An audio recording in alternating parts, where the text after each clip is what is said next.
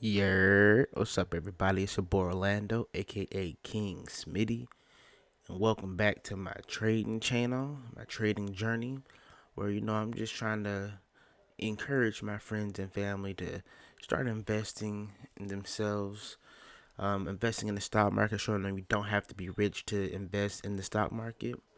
Um, and today I got a really good video for you.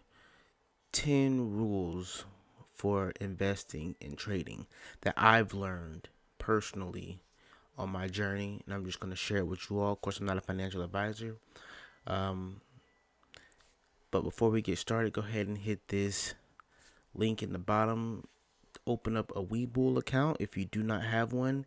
If you open it and put any amount of money, you can put $1 in, and they're going to give you 20, yes, 20 free stocks just for $1.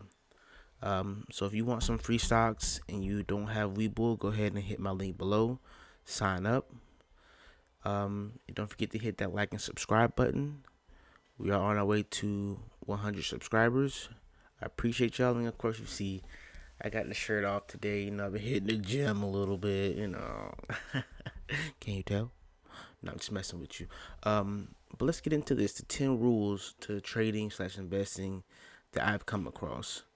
The first rule, and it's probably one of the most important: don't invest money that you'll need, especially in the short term.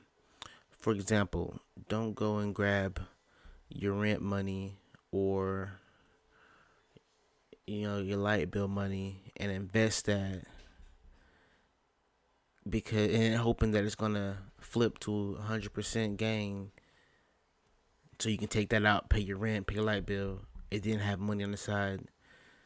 Don't work like that. I mean, don't get me wrong; it's very much possible, but it's not very probable unless you really know what you're doing. But I still wouldn't risk, the money that my household needs. You want to start off with, money that you can use that you're not going to need anytime soon. For example, we all spend money in places that we don't necessarily need to. I don't know your budget, but what I did is we sat down and we budgeted our finances, and we saw that we were spending way too much money on fast food. So we cut back on eating out as much, and I ended up having funds that I didn't have before, but I would usually spend on eating out. So those funds I started using for my trading, and then I started upping that as I got more comfortable with trading and investing. I went from using like $20 a paycheck to like $50, like $80, like $100, like $200. It just keeps increasing. But that's money I don't need right now. I'm not investing bill money, my car note money, trying to flip it and whatnot. So don't use any money that you need in the short term. Use money that you can afford to lose. Everybody asks me how much money I need to get started in the market. I said invest as much money as you can afford to lose, because you're going to use this money, and the goal is not to take it out in 2 weeks. The goal is to let it continue to grow for years and for years. Second rule: start investing early on. The earlier you can start investing, the better. This is one of the reasons why I try to teach, well, not teach, but tell, my nephews, my nieces, and my friends that are younger than me to start investing now. Don't wait for 20 years to go to start investing. The younger you start, the more your money has time to grow and to compound. Both of those will yield you significant results in the long run. And the longer you have, the more it can do both. And when you're younger, you can take those chances on some of those riskier plays once you have your position built out and your portfolio kind of filled out. You can take more chances on those riskier plays because you're younger. You're going to have time to bounce back. Whereas somebody who's already in their 60s and 70s, maybe, or even 50s, they don't have the luxury of being as risky because time, no offense, is not on their side. If you're like 21, 22, you can lose as long as your position is, fully filled out, your portfolio is well rounded. You can lose $2,000, and you have plenty of time in your life to get that back. But somebody who's in their 60s, they may be living on like a retirement check or social security funds. If they lose $2,000, that could really hurt their finances or their retirement fund in the long run. Well, at that time. So start investing as early as you can. Let the stocks compound and let it grow for you. Um, rule number three, understand your investment. Understand exactly what you're investing in. For example, if you're going to invest in Walmart, Walmart is a retail store. It sells groceries, it sells clothes, it has auto parts in there, it has toys, um, baby supplies, pet supplies. You know what the basis of Walmart is. And then you can look a little bit deeper into their financials and stuff. Nike, Nike sells shoes, outfits. So invest into things that you know what they are. Don't go invest in a company like Bionanogenomics and you have no idea what they do, right?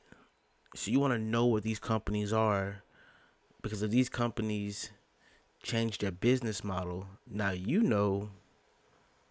and then you can adjust accordingly whether you want to stay in that stock or not. But you want to know what you're investing into.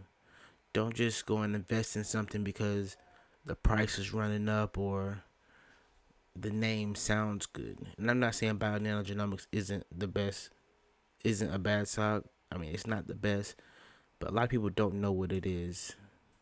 And it helps to know what your investments are, so that way you don't get shaken out. And when I say shaken out, it's like when times get rough, you sell it because you don't know if this company is going to come back up or go down even more. You feel me? Because if it's a good company and you know it's a good company, if it goes down, well, common sense in the stock market is to buy the dip. But if you don't know the company and what they do and it goes down, you're like, ugh, I might need to get out. And now you just took a realized loss. Um, Rule number 4, diversify. And you want to diversify because you don't want to have all of your money in one stock. You don't want to have all your money in one sector. Um, so you want to diversify. Maybe have like a retail stock, healthcare stocks, some big tech stocks, energy stocks. Diversify, because say for instance you have all electric vehicle stocks, right? And then some bill passes. Let's just say a bill passes and it affects electric vehicles in a negative way. Well, say for instance all of your money is in Tesla. Tesla's the biggest player in the electric vehicle market. It's going to drop. And if all of your money is in that one stock, then your entire portfolio is going to get hit pretty hard. Say, since you diversified, but only into the electric vehicle market, well, that bill that was passed is still going to wreck your portfolio because you're only into that one sector. But if you have like 5 different sectors, and that bill passes, now electric vehicle may be only 25% of your portfolio. So now your entire portfolio isn't getting wrecked. Just that one little 25% is. And it's possible that the other parts of the portfolio could be green that day, which will kind of like keep you from seeing a loss. Your gain might not be as high as the S&P 500 or the QQQs, but it could possibly be green still, even though that little portion of your portfolio is red. So you want to diversify, but you don't want to diversify, over diversify, shall I say. You don't want to have like 40 stocks in your portfolio, because at that point, then you might as well open it or buy some of the ETFs, VOO, VTI. You know what I'm saying? It has hundreds of stocks in there. And then when you have over diversification, you really can't focus on your portfolio. You have so many things in there that you can't really look at all of those technical analysis efficiently. You can't look at all their earnings and the company profiles and stuff like that to see exactly how the company's performing. I mean, it's very much possible, but it'll be time consuming and it could be a lot of work. So don't over diversify either, because then once one of your plays run up, your portfolio might not run up because it's so diluted in its volume in your portfolio. So don't over diversify, then don't just be in one stock or one sector. So you want to find that sweet spot for you. Of course, this isn't financial advice at all. It's just 10 rules that I've noticed once again. 5, take calculated risk. So this kind of goes with technical analysis in a sense.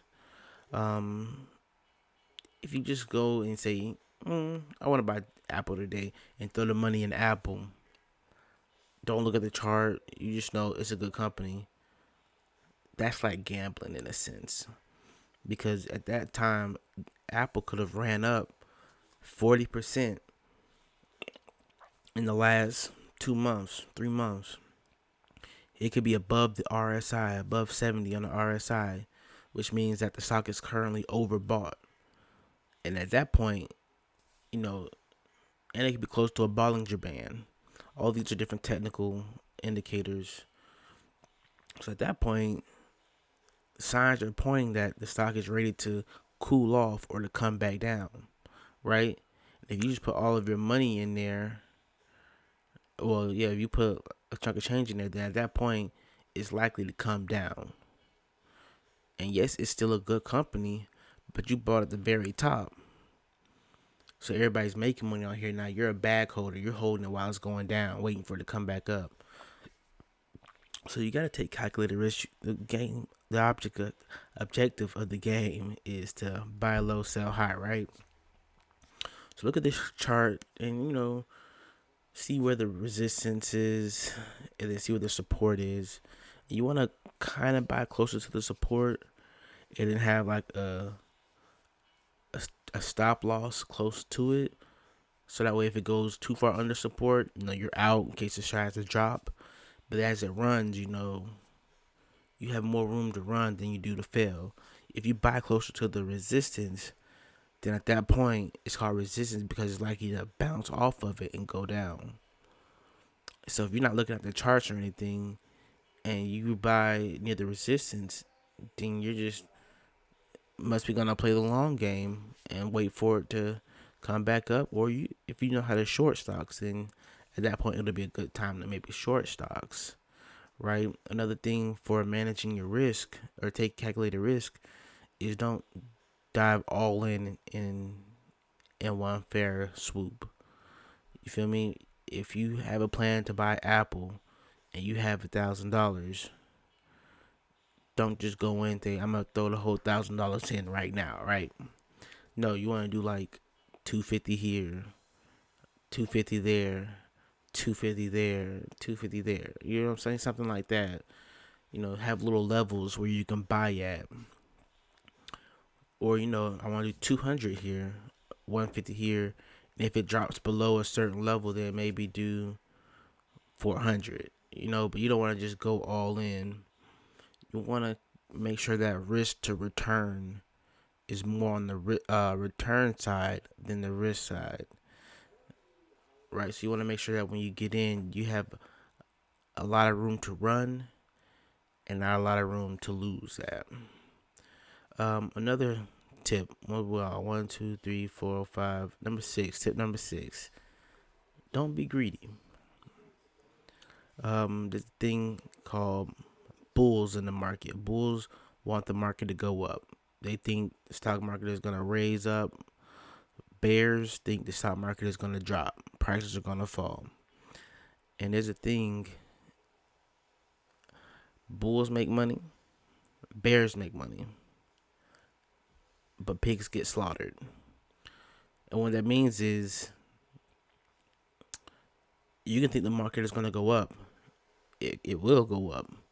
You can make money. You can think the market is going to go down. It will go down, and you can make money. But if you're a pig, if you're greedy with it, you done made your money 30%, 40%. You're like, nope, I'm gonna hold it to 100.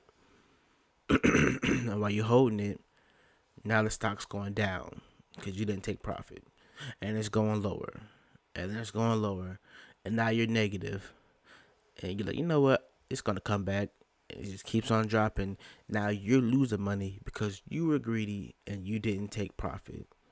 So bears make money, bulls make money, pigs get slaughtered. So just remember that. Try not to be greedy. If you have profits, take profits. If a stock goes up 30%, realistically, it should never go back below zero. You could easily sell that. And then once it goes back below there, then start buying back with the profits you had plus your original investment. But don't be a pig in the stock market because they will slaughter you. Rule number 7, find a strategy. Find what works for you. There's multiple indicators on the market. There's multiple strategies on the market. Every one does not work for every person. Each person has like their niche in the market, but you have to find it. Right? And once you find it, you may be able to exceed beyond your expectations. But it might take a while for you to find that niche. You may be just a long-term investor. You may be a swing trader. You may be a day trader. You may be a scalper. You may be a momentum trader. There's multiple strategies that they have. Like I said, you just have to find out which one works for you and run with it. Don't try to be a jack of all trades. A jack of all trades is a master of none, right?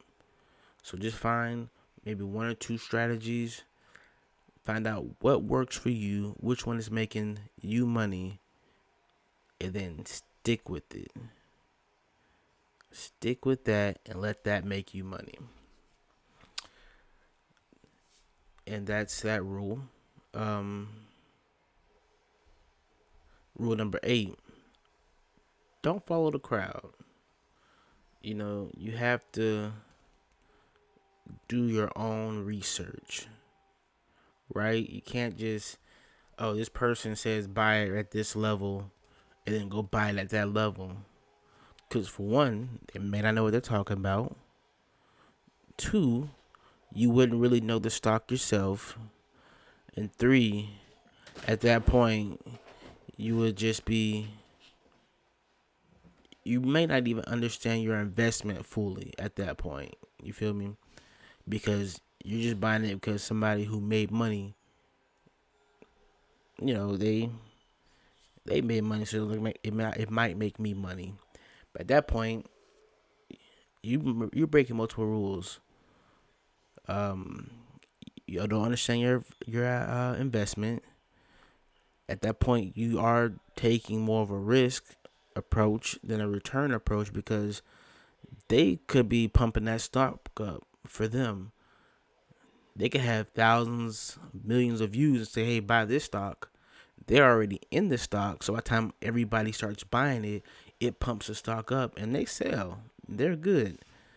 But now you're holding the bag, right? Trying to be greedy. Then at that point, you have FOMO, fear of missing out. The stock has ran up. You feel like you're going to miss that rocket to the moon. And when you get on there, the rocket's already out of fuel and it's already ready to return back to Earth. So don't follow the crowd. Do your own research on these companies. Know what you're investing in.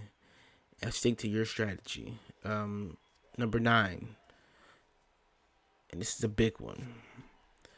Take your emotions out of trading. Take those emotions out. Emotions are going to lose you a lot of money. Oh, I believe it's going to go up. I lost so much money on this. I have to make it back. There's over thousands of stocks in the stock market. Just because you lose your money on one stock doesn't mean you have to continue to lose your money on that stock. You can go make that money back in another stock, right? That's first. Second, the love of money is the root of all evil. Boom. Gotcha. Third, just because, you feel a certain way towards your money, but does your money feel the same way towards you? No. Money comes and goes. So why are you getting emotionally attached to it? Let it do its job and make you more money. Don't get attached. Oh, this is a really good company. Because sometimes the company can be good, but the stock is trash, right? Oh, this person gave me this stock advice and I really trust this person, so I'm going to ride this down. But meanwhile, the stock has been down 80% since you've been holding it. Take your emotions out and treat this almost like a business in a sense. You're making these calculated moves. If it's not doing what the stock wants, if the stock isn't doing what you want it to do, and you see it dropping, get out. You don't have to stay in there and crash and burn with that stock. You can put your money into something that's actually moving pretty fast and going pretty good. You don't have to stay in there. Take your emotions out and follow your strategy. You'll find that you make a lot of money. And the last one is manage your risk. Manage those risks. Like I said, you don't have to crash and burn with the stock just because it's crashing and burning. When you buy a dip, you can buy a dip if you believe in that company, but you don't have to dip with it. Unless it's one of your long-term holds, you feel me? If it's one of your swing trades and you made some money on there and you see it's about to go down, take your profits. And once it goes down and finds a consolidation point or a support line, then maybe you can reevaluate it and see if it's ready to jump into again. But you want to manage your risk, and that's one of the things that I did not do starting off. I did not use the stop losses like I should have. But once I did, it stopped me from taking those major 50, 60% losses. Now I might have like an 8 to 12% loss. So if you can stop yourself at like an 8% loss, 12% loss, but then when you get your winners, they're like 40% winners,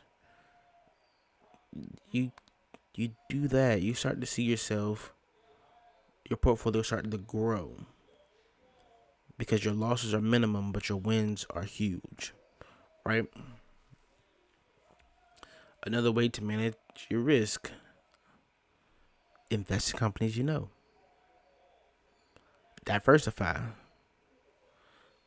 Take those calculated risks, take profits, use your strategy. You know, follow your rules, which brings me to my bonus rule. Stick to your rules. As I just said, you stick to your rules, your trading journey will be better than it has to be. Better than it could be. If you don't follow your rules, I guarantee you're going to lose so much money. And I'm not saying that these are the rules that you have to follow. These are rules that I follow, at least I try to the best of my ability. Because without rules, you're bound to lose a lot of money in the stock market. It's bound to happen. I'm not saying that if you follow rules, you're not going to lose money, but you might not lose as much money, right? But if you don't follow your rules, the stock market will crash and burn your ship. It will do it. And then you're gonna be crying, talking about the stock market is rigged, the money makers are trying to take my money. It's me against the world. Well, yeah, it is you against the world. And if you don't have any type of tools or rules to help you, the world's gonna kick your behind every time, right? So that's my bonus rule. Follow your rules and your guidelines that you have set. You made them for a reason, so follow through with them. But that's my 10 rules plus a bonus one. Um, Thank you all for rocking with me so far, being a part of my trading journey. As you know, we have been growing this portfolio. It's been a trip. It's been a trip, and these rules I have them because I went through a lot in this stock market. But let me know which rule have you found to be one of the most helpful for you in the comments, right? What in it could be one of my rules, it could be one of your own rules that I didn't say. But what rule helps you out the most? What helps you make money or reduce risk for you? Let me know in the comments. Thank you for watching my video. Don't forget to like and subscribe. We're almost to 100 subscribers. I really appreciate y'all. Thank y'all for y'all support. Yeah.